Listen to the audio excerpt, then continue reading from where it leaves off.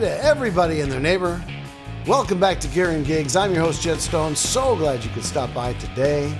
I have Stacy Venn, one of our favorite people in the studio with us. How you doing, Stace? So glad to be here, Jet. Awesome. We're going to dive into a cool new pedal. New to us. It's probably not new to the world, but yeah, it's new to some people. If you're looking this right, if you're new to you, it's new to me, so that works. It's called a Coppersound. All right. STRATegy Analog Preamp and Clean Boost. It's like the longest name in the world. Wow. It sounds interesting, though. Right. So welcome, everybody. Welcome to the show. We're going to do a little quick look at this pedal right here. I have the magic cloth of doom. Oh, there you go. There you go. Merlin's there it cloth. is. There it is. As you'll see, this pedal looks suspiciously like the bottom half of a Stratocaster. Oh, yeah. You sent me a picture of that. This is this pedal. Okay. That's that pedal. Very cool. That's the pedal, yes. So we have a Strat jack angled on the front for the in. We've got a volume. We've got a tone, which the tone is very, very far-reaching tone. The volume is 30 dB of clean boost, so it's a lot of boost. So you can, take an amp into serious boost. They actually consider it. It's a self-professed always-on pedal, so they actually think of it as perhaps one of your always-on pedal choices. Coppersound. This is it. Cool. Retail is like $2.50, I think, $250. You can get it in a choice of colors. Not only the pick guard, but the body itself, the seafoam greens, whites, all kinds of different colors. Very good. Right? Yeah. Yeah, right. So I happened to get the black on black, which was my very first Strat, was a black on black with white nose. Oh, okay. Had to do that for me. They also make a pedal that looks like a part of a Telecaster that's kind of I think it's an overdrive or something like that. It's not a clean boost. So I went with the clean boost for us. So today our signal is we're going to use, what else would you use on something that looks like a Strat, a Strat. So I went the other direction, went white, a custom shop, 60-something reissue. That's not official nomenclature, by the way. That's my own, in case you were wondering. Yeah, it's something 60, sure. It's 60, sure. Yeah. Sure. 60 small headstock 60-ish. reissue. Yeah, it's something custom shop. I don't know. Very nice. We got a 2-rock back there. We got a 2-rock. We're going through a Studio 35 Pro or a Studio Pro 35 or, once again, you know what I'm talking about. 2-rock speaker and a 2-rock cab. Picked up by a tube mic, an old tube mic, going into our Focusrite liquid channel. I think we're simulating or emulating an SSL console, going through a Digico just for the A to Ds, and straight to Zoom. No compression, no DAW fanciness, straight to you guys. I might have a touch of reverb. I do a touch of reverb on the mic, just so it's not dry. So it sounds a little bit more legit. Picks, I'm using the gravity picks. People have asked, I'm using gravity picks. Which ones do we use, Stace? We use the Striker 1.5s. Striker 1.5, given to us by, no, I'm kidding. Recommended to us directly, personally by, no. We just saw Danish Pete use them and went, oh, hey, check those out. Right. I think he's actually moved on to something different now. But we like them. Oh, yeah. Hand polished, really, really like them. And we recommend them. So there you go. I actually use the stealth model, but yes, the stealth model. A little more pointy. I like the Striker. The stealth was too pointy. I like the stealth. Yeah. I mean the Striker. Well, I came off of those Dunlop Jazz 3s. Oh well, there you go. You're weaning yourself. Nice. I like that. Yeah. Well, these are much harder to drop or lose. So. It's nice. They are the bilious green is easy to see when you drop it on the floor. That is actually very nice. So we're going straight into this pedal and straight over to there. Here's our dry sound, just so we can establish that.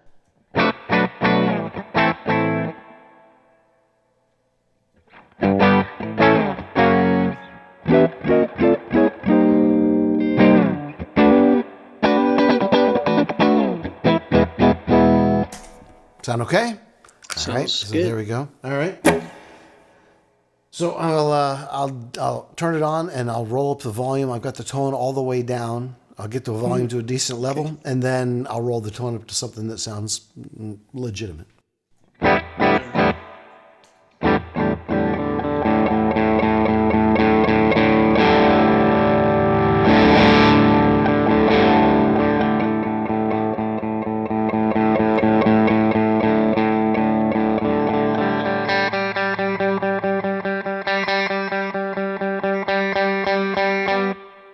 Okay, so I have both pretty much in the middle right now.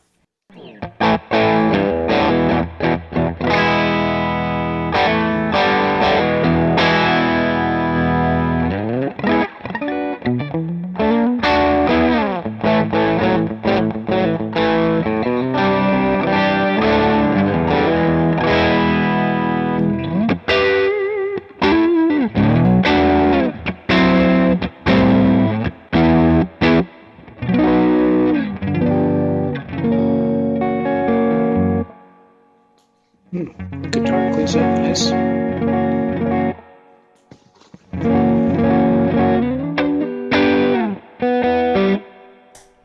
So it's definitely, the settings we've got right now, it's definitely providing enough boost to distort and turn the amp into something different. I'm going to roll my guitar volume down and see if I can get it to just act as a clean boost.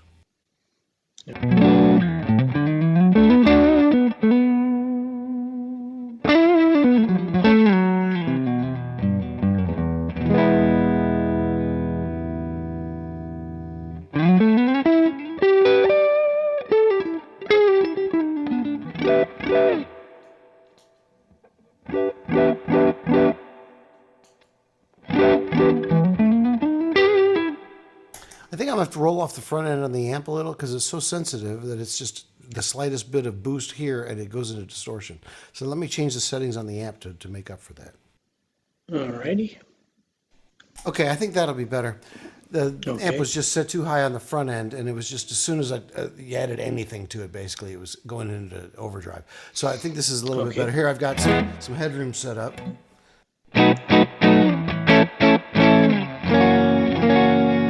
And that's with it engaged. I'll take it out now and you'll hear the difference.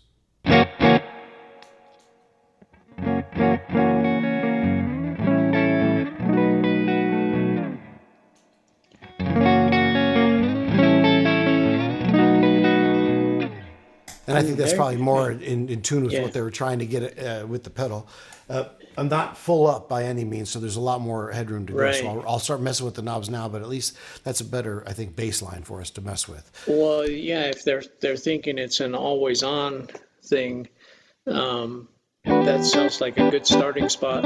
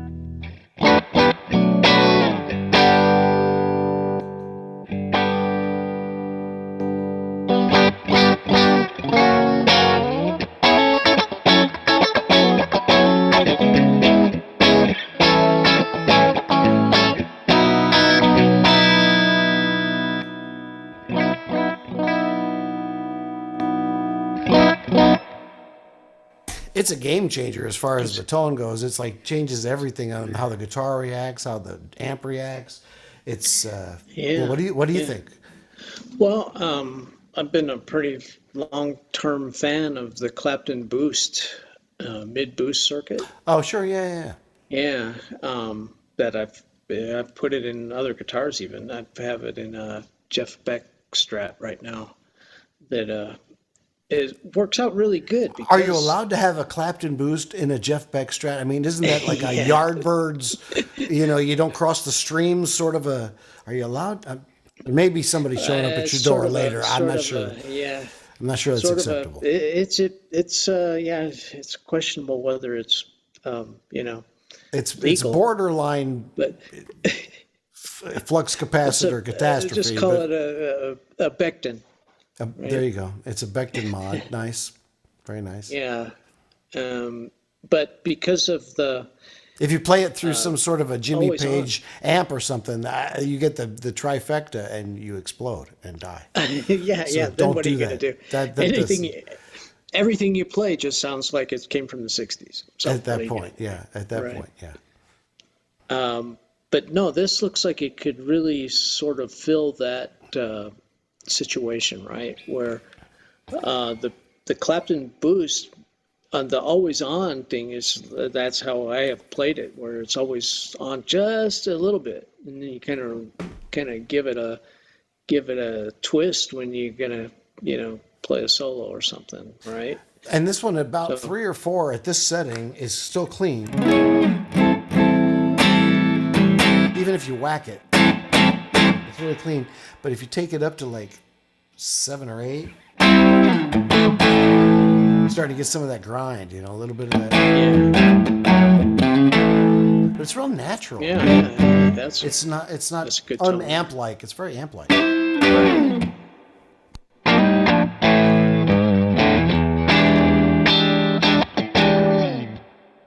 And Yeah, the yeah. tone control's got a lot of sweep to it. Listen to the difference.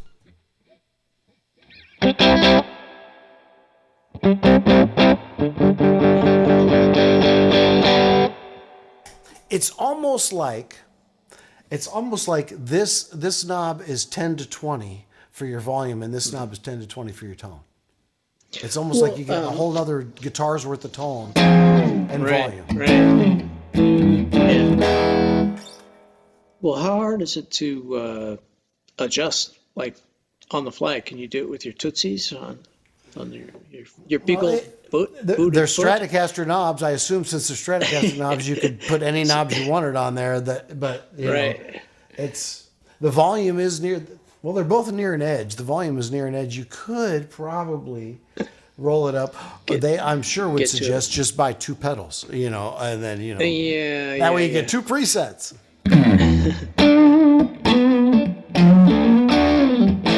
It has a nice, real guitar-y kind of sound. I have to watch my preamp levels because as soon as I turn that up too much, then our level's up. So I have to watch out for that. But it gets a real ampy kind of a thing going.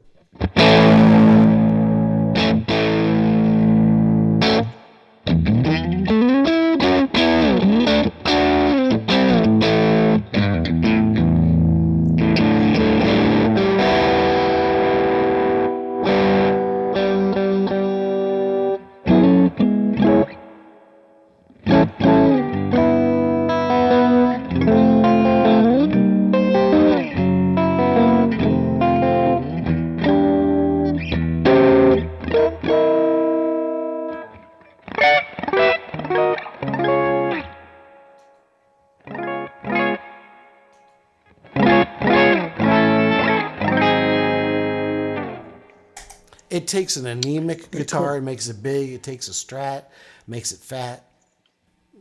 I wish I had some of the rhyme that I could have tripled that out with and done a little, Dr. Seuss thing. But it takes a Tele, it makes it Less smelly. yeah. I mean, there's not too many things that rhyme with the Tele, and I don't know that would do that because I'm just hearing it with the Strat. But Well, maybe I know that in the interest of time that it's probably not wise to plug it into a Tele, but well, would you like to hear it with the Tele? Is that what you're saying? You want to hear it with the Tele? All right. Let's do that. The Strat format is so nice and familiar. I'm kind of digging it the way it is. So Well, let's try it with a Tele. Let me grab a Tele. Hang on a second. all right, not that you don't have one hanging around, right? Different tuning. All right, so now we've got a Tele. This is a 59 reissue custom shop. Beautiful. Yeah. Well, I don't know if beautiful is the right Well, word. I mean, it's beautiful as in I recognize that. So It's that guitar. lightweight. It's nice guitars. It's a nice sound. Okay, so here's our sound with and without. I'll start without.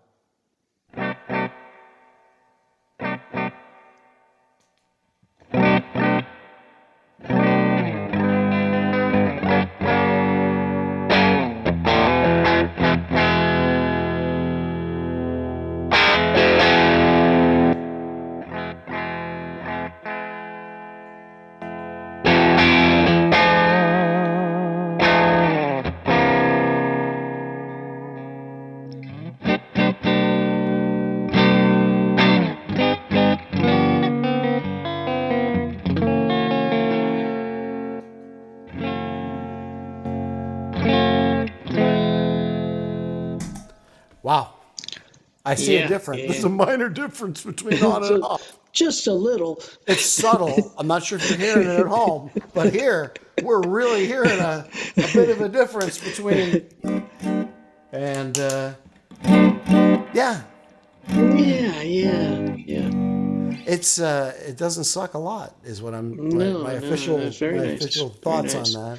Well, yeah, and you know that I hate to bring back the same thing, but the Clapton boost has been something that I haven't really ever figured out how to do on a Telecaster. Oh, right. Oh, well, there you go. So, Yeah, it's right here. It still and looks like a yeah, Strat, but it's yeah, you know, it's familiar.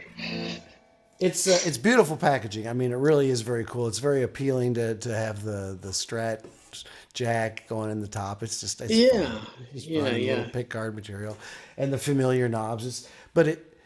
The nice thing is that in this particular case, actually, it functions like that, like an extra guitar in series with your own in some way. It's pleasant.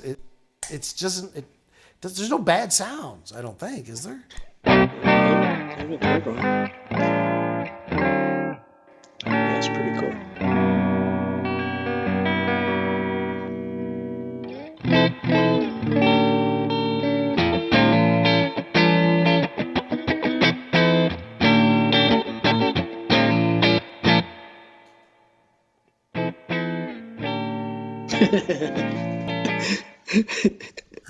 You feel sorry for the sound without it. It's like, Uh, you poor I know. sound. You know, It's like uh, you got a little. little sad Can you? little orphan sound needs some more gruel. What is that? What do you got going on, you little weak sister? What is that? Press the pedal, damn it. Yeah, yeah.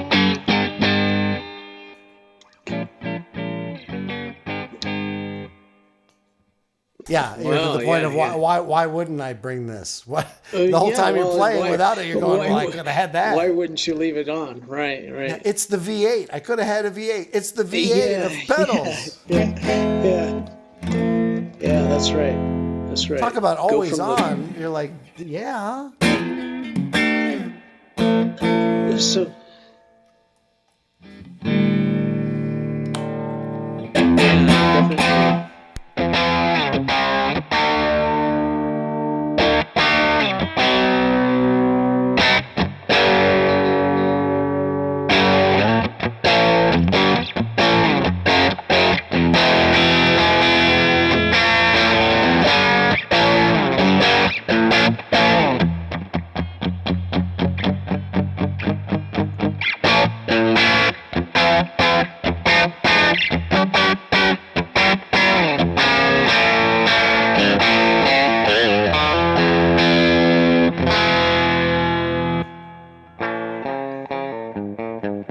Yeah, definitely. Right. I think we're just gonna leave that thing on all night.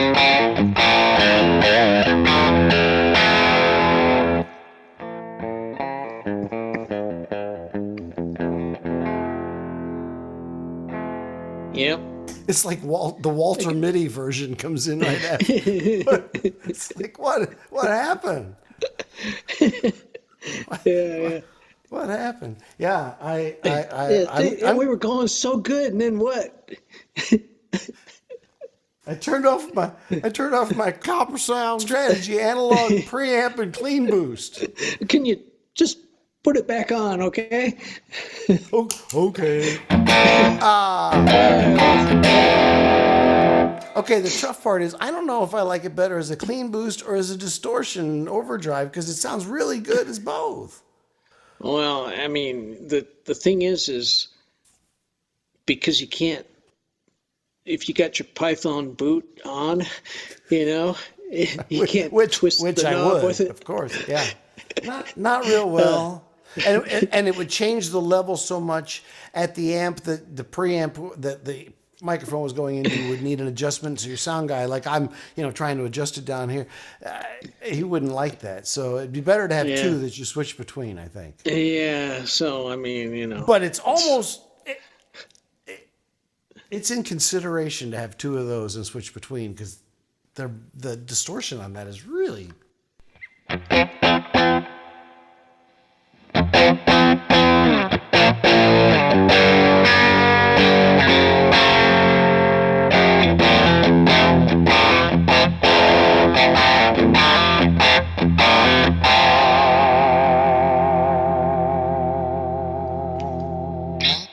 Oh, it's got the detail, it's got the sustain, and not a lot of noise. I mean, Yes, yeah, it's really nice. I'm not hearing really any big noise difference. So Yeah, no clank. no clank, and it's the light's not the light's ridiculously bright. Okay, the light is too bright. As you can see, the light's just it's too bright. They're For trying some to of us, it's emulate the Fender amp. the Cyber bulb, Twin, right? the Cyber Twin bulb that was just So I might have to get a cover for that. But other than that, I'm sold. The awkwardness on a pedal board of having this thing sticking out up here in 3D, so to speak, rather than some people are going to be upset by that, but it's that very novelty that makes it fascinating. Well, and for pedal, skeptics, like yourself, having something that is very familiar like that harkens back to guitars and away from pedals. There's a little bit of a bridge thing going on there. That's interesting. Hadn't thought of that. Okay. Yes, and for those of you that don't remember or haven't seen our previous shows, Stacy is a self-professed pedal skeptic. So convincing him that any pedals are worth a while at all is quite a feat. So you liking this one though? You feel pretty good about this one? I mean, the problem is if I really have to probably get two, but definitely it fills something that I haven't really been able to figure out how to change. I mean, the idea of a Tele having a Strat that Clapton boost sounds like it's doable with this setup. And in this case, it's not such a mid-range boost. You can really tweak the tone to where you want it, but you do get the volume boost. Yeah, that's true. The Clapton does. You have to kind of make sure you're only on the bridge pickup. It muddies up the neck pretty hard. And this actually helped the neck pickup, I thought, quite a bit. Yeah. Once again, I didn't hear a bad position. Honestly, nothing was over muddy, over brittle, over sharp, over mid-ranged or hyped in any way. It was very clean boost. It just sounded like the guitar and the amp just more and more. It was a couple of 11 to 20 knobs for me. That's the way it felt. Yeah, there you go. Taking it up a notch. So I'm on board with it. I mean, I'm supposed to be this hard sell skeptic guy. Yeah. That's pretty good. It's pretty good. I mean, it's pretty good. It's a tasty little package. It's cool looking. Yeah. It sounds good. It's really well built. I mean, it really feels really well built. They could be scamming me. It could be inside built out of cotton candy and spit. I don't know. But it feels really well built. And man, I love the tone. It's not generic. It is not just another freaking overdrive. It's something special. I like it. Yeah, very cool. Well, thanks everybody for joining us for an episode of Gear and Gigs with Stacy and me. Surely appreciate you stopping by, and we'll see you next time for something just as awesomely entertaining and fascinating as this was, or better. You don't know. Could be better. Won't be worse, right? This is our bottom. This is as low as it gets. If you lived through this, everything else was up from here. Thanks for joining us. Take care, everybody. We'll see you next time. Thanks for joining us for another episode of Gear and Gigs. So glad you guys could stop and hang out with us for a while. Make sure you do all that stuff you're supposed to do. Like, subscribe, tell a friend or two, send this link to somebody, and we will see you next time on Gear and Gigs. Take care, everybody.